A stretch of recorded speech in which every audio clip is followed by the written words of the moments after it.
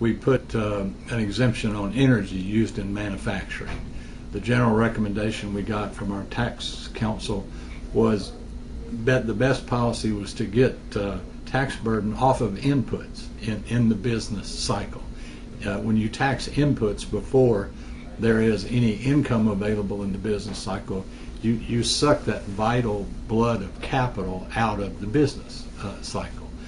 You diminish the entrepreneurial spirit when you can't, for one of these input taxes, like the taxation in energy, you never even get a chance to get started, much less get finished with a profitable venture. We had significantly, I think, burdened our manufacturing sector for years by the taxation of the input of energy used in the manufacturing process. We have now, if 386 passes and is signed by the governor, we are phasing that impediment to the manufacturing industry completely out of our tax code. We also passed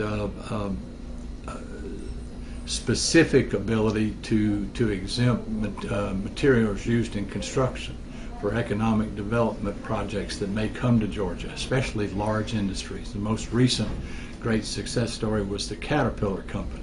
This is a company that's going to move over 1,800, maybe 2,000 jobs to Georgia, not from somewhere else in the United States, but from Japan, believe it or not. We are bringing them back to the country as well as bringing them to Georgia.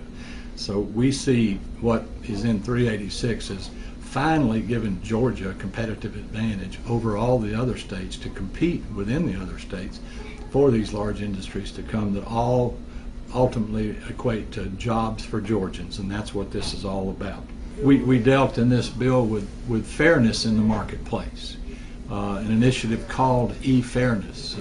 Most of us, or at least 150 some odd out of 180 in the House that were there, how many there that voted that day, I think we only had 9 votes, believe that it's long past time that we start looking after Georgia businesses over those remote sellers that don't even live in Georgia. It's well past time that we stop putting Georgia businesses at a competitive disadvantage of the businesses that may be in China or Russia or New York or somewhere.